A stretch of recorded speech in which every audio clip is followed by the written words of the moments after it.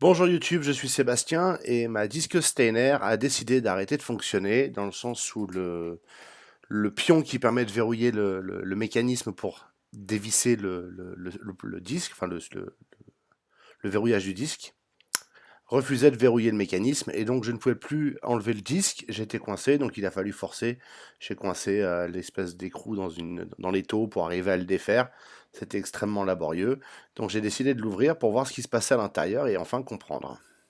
Et pour commencer, voici le tout bruit d'un mécanisme fatigué.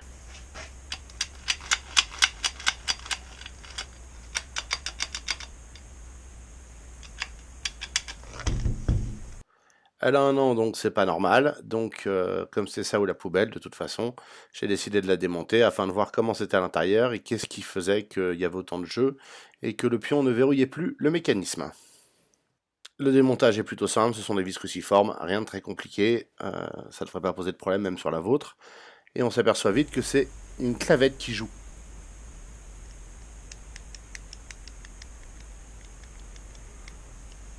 Pas sûr de pouvoir y faire grand chose, je vais revenir à mon problème initial qui était donc la tête et son mécanisme de verrouillage. On voit le petit ergot brillant vers le haut de la tête qui s'enfonce quand on appuie sur le bouton et qui vient se prendre dans l'un des deux trous qu'on voit sur cet engrenage.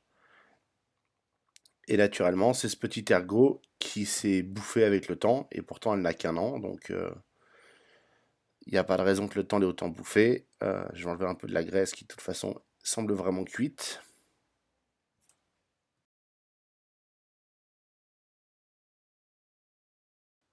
Maintenant que c'est plus propre, on y voit plus clair.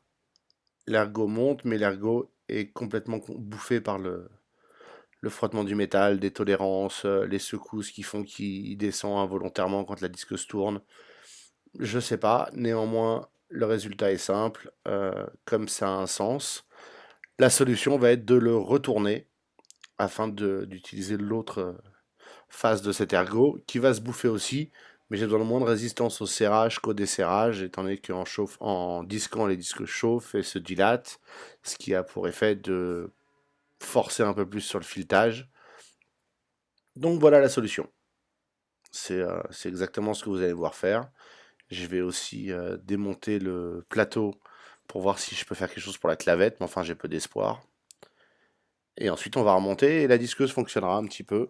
Donc la moralité, c'est quand vous avez un outil comme ça qui déconne, ça vaut le coup de le démonter avant de le jeter, même si elle coûte 25 ou 30 euros cette disqueuse. Euh, Elle servira encore un peu, et notamment si je veux couper du béton ou ce genre de truc, je prendrai celle-là, comme ça je la terminerai.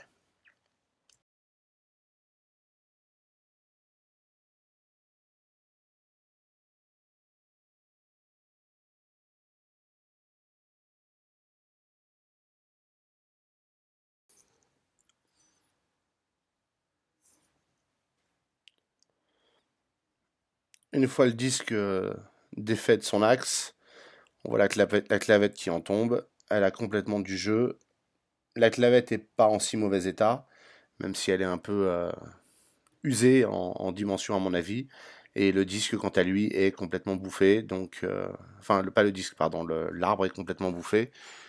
Donc, il n'y a pas grand-chose à faire. Il faut vivre avec le jeu qui restera en place. C'est une disqueuse pas chère, mais je commence à être sérieusement lassé de cette marque Steiner où le contrôle qualité semble vraiment moyen. Et quand je compare aux disqueuses Gohan que j'ai, ça vaut pas la peine, autant aller acheter la Gohan. Je fais pas de la pub pour aucun des deux, mais Steiner, j'ai eu que des problèmes. Donc je remonte l'axe avec sa clavette qui a du jeu, j'essaie de le mettre aussi bien que possible, mais ça fera pas de miracle. Et maintenant, je vais pouvoir m'atteler à mon problème initial qui est le verrouillage de ça. Il y a un petit clip qui tient l'axe dans son logement. Quand on défait le clip, on peut le sortir. C'est pas toujours évident à filmer ça comme opération, mais c'est un circlips normal, vous devriez y arriver sans trop de problèmes. Attention en l'enlevant à ne pas perdre le petit ressort qui rappelle le bouton en position levée pour pas que le pion s'abîme dans l'engrenage. Alors peut-être que c'est ce ressort qui n'est pas assez en forme ou qui supporte pas la chaleur, mais il y a un truc qui joue pas dans ce mécanisme.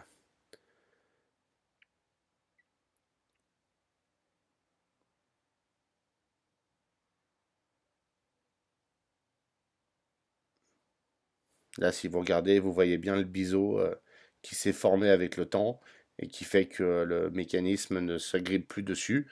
Donc je vais simplement tourner l'axe dans le bouton jusqu'à l'avoir dans la bonne position pour pouvoir utiliser la principale force restante dans ce plot, dans ce pion, au moment du desserrage et non pas du serrage.